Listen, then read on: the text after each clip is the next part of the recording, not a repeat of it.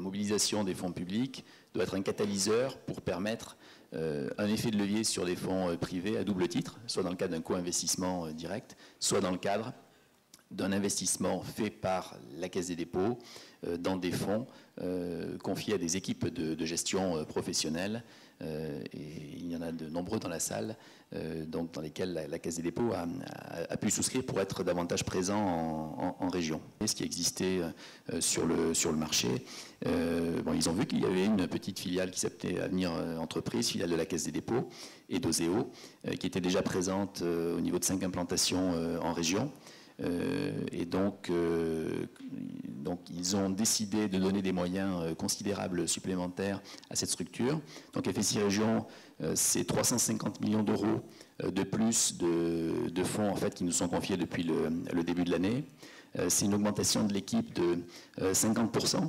Et en Rhône-Alpes, c'est quoi? Et en Rhône-Alpes, c'est également une augmentation de l'équipe de 50%, puisque alors nous étions une petite équipe, hein, mais enfin c'est quand même la région Rhône-Alpes, et d'ailleurs grâce à l'époque déjà à Marcel Leruy, qui était directeur de réseau d'Oseo, que l'on a pu implanter la première implantation régionale d'Avenir Entreprise en région, et c'était à Lyon que ça s'est passé. Donc aujourd'hui, à Lyon, nous étions 2 il y a encore 2 ans. Au niveau de l'équipe, nous sommes 7 personnes aujourd'hui à couvrir Rhône-Alpes-Auvergne. C'est à peu près entre 15 et 20% de ces 350 millions d'euros. C'est à peu près une base de 70 millions d'euros à investir dans la région sur les 2-3 prochaines années, sur des opérations de capital développement et de capital transmission, pour des tickets compris entre 200 000 euros et 4 millions d'euros. Pour prendre simplement l'exemple de l'Île-de-France, il y a plus de 35 portes d'entrée. En Rhône-Alpes, il y aura 3 portes d'entrée.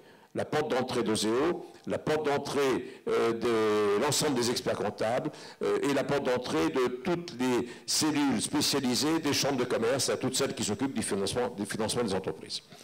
Et les projets seront donc labellisés par ces communautés et arriveront sur ensuite cette plateforme où tous les financiers pourront regarder, faire leur marché et dire tiens, cette entreprise m'intéresse et je fais une proposition financière.